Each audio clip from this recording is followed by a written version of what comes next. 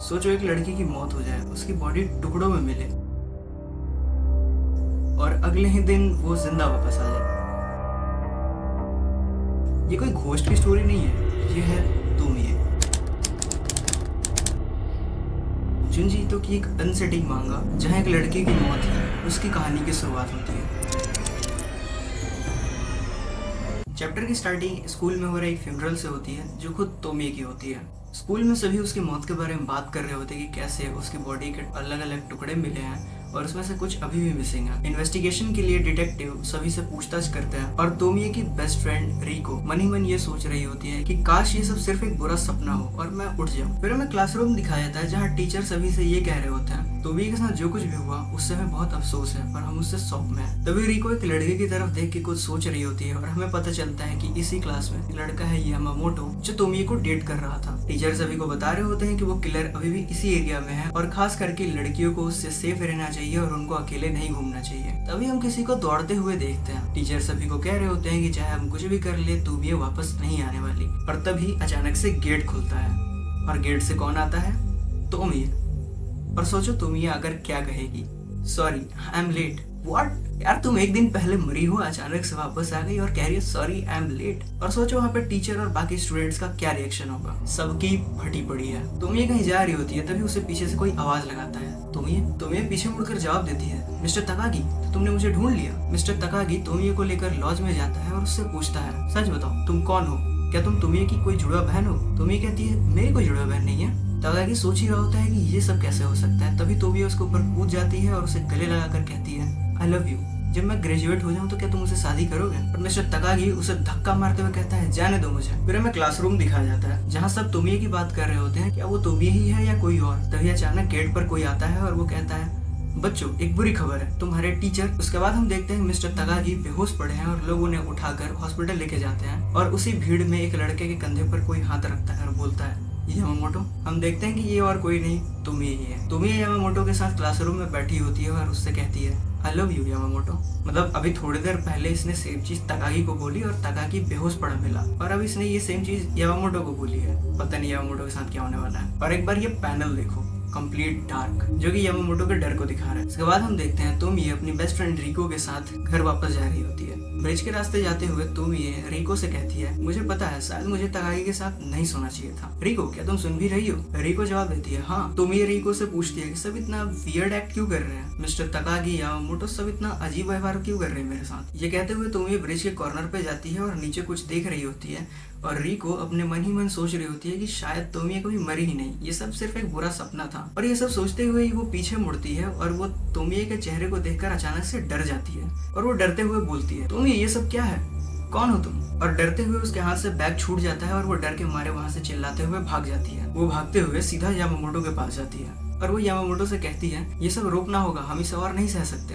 वो यही चाहती है ना? वो हमें अपने इशारों पर नचाना चाहती है। यामामोटो रिको से कहता है ये सब रोकने का बस एक ही तरीका है, हमें पुलिस को सब कुछ सच सच बता देना चाहिए। रिको इसके बाद अपने पास्ट के बारे में बात करने लगती है और तब हमें पता चलता है कि पास्ट में तोमिए के साथ आखिर क्या हुआ था।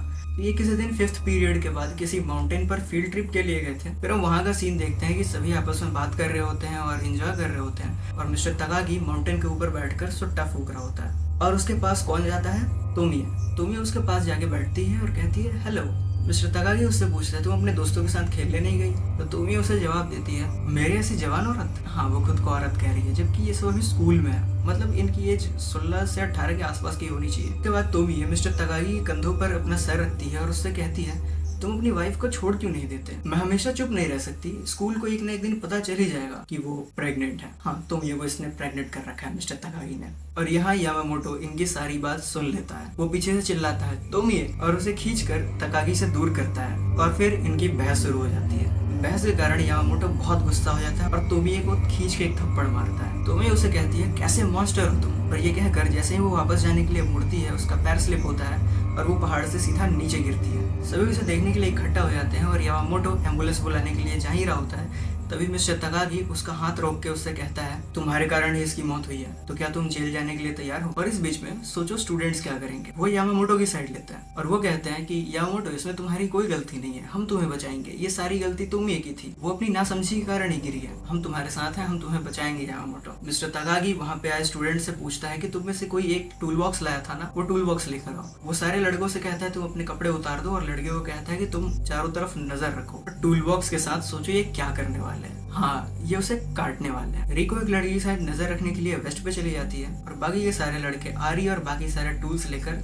उसके हाथ पैर काटने लगते हैं। और जैसे ही उसकी बॉडी को काटा जाता है तोमी अचानक से चिल्ला देती है, हाँ वो मरी नहीं है, जिंदा है, वो ये जिंदा लड़की को काट रहा है। उनकी चीख सुनकर एक लड़का डर जाता है और वो चिल्लाता है ये जिंदा है, मिस्टर तकागी हम क्या करें। तभी मिस्टर तकागी एक सिजर उठाता है और उसका गला काट देता है। ये लोग तोमिये को टोटल 24 पीसेस में काट देते हैं। फिर मिस्टर तकागी स्टूडेंट से कहता है कि हम टोटल 42 हैं और पीसेस भी 42, तो सबको एक एक दिया जाएगा और सब इसे ऐसी जगह फेंको जहाँ ये किसी को ना मिले। क्योंकि रिको तोमिये की बेस्ट फ्रेंड थी तो उसे तोमिये का हार्ट दिया जाता है। रिको रोते हुए उसका हार्ट लेकर जाती है और एक ब्रिज के नीचे फेंक देती है। और हाँ, ये वही ब्रिज है जहाँ पर तोमी से डर कर ये भागी थी। इसके बाद हम प्रेजेंट में दोबारा आते हैं जहाँ हम देखते हैं कि रिको यामामोटो के साथ भाग रहे होते हैं। ये दोनों दीवार के पीछे छुपकर कुछ लोगों की बातें सुनने लगते हैं जिनको पता चल चुका है कि ये पुलिस को सब कुछ सच सच बताने वाले हैं और ये सारे के सारे लोग उस मर्डर में शामिल थे। तभी रिको चिल्ला देती है कि मैं हमेशा ऐसे भाग नहीं सकती और ये आवाज बाकी के तीनों लोग सुन लेते हैं और वो रिको और यामामोटो को मारने के लिए उनके पीछे दौड़ते हैं। और ये भागते हुए गली से बाहर निकलते हैं जहाँ पे कुछ स्टूडेंट्स पहले से इनका वेट कर रहे होते हैं इनको मारने के लिए। यामामोटो मदद के लिए चिल्लाता है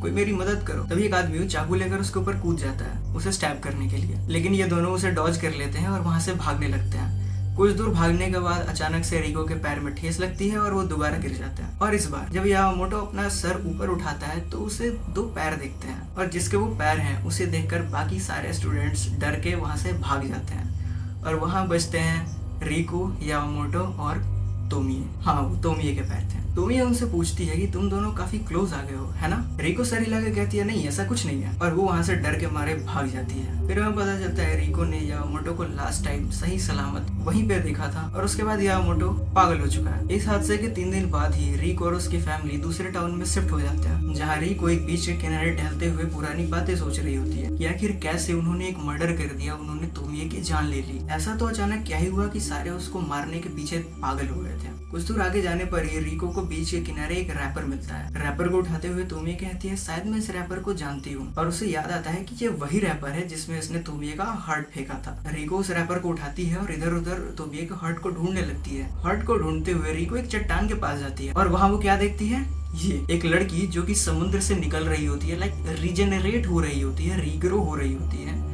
और ये कौन है, तोमिये। जिसे देखकर रिको कहती है लगता है उसने मुझे दोबारा ढूंढ लिया। ये पैनल चैप्टर का लास्ट पेज था। जिसे भी ये पैनल समझ में नहीं आया मैं बता दूं, तोमिये के पास रीजेनरेशन की एबिलिटी है। वो जितनी बार मरती है उतनी ही बार वो और खूबसूरत होकर वापस आती है और पहले से और ज्यादा मनहूस भी। मनहूस क्यों? क्योंकि वो जिस जिसके पास जाती है उसकी जिंदगी बर्बाद कर देती है। पुराने स्कूल में जितने भी लोग थे कुछ पागल हो गए, कुछ ने स्कूल छोड़ दिया और कुछ लोगों ने सुसाइड कर लिया। वेल आगे की कहानी यानी कि चैप्टर 2 हम कंटिन्यू करेंगे नेक्स्ट वीडियो में। अगर आपको ये वीडियो पसंद आई हो तो लाइक करो और चैनल को सब्सक्राइब कर लो यार। और ये मेरा पहला मांगा एक्सप्लेनेशन वीडियो है इस चैनल पे, तो अभी कुछ मिस्टेक्स करी होंगी मैंने। मैं ट्राई करूंगा कि टाइम के साथ इसे और इम्प्रूव कर सकूं। आप कमेंट्स में बता सकते हो मैं और क्या कर सकता हूँ, कैसे इम्प्रूवमेंट ला सकता हूँ।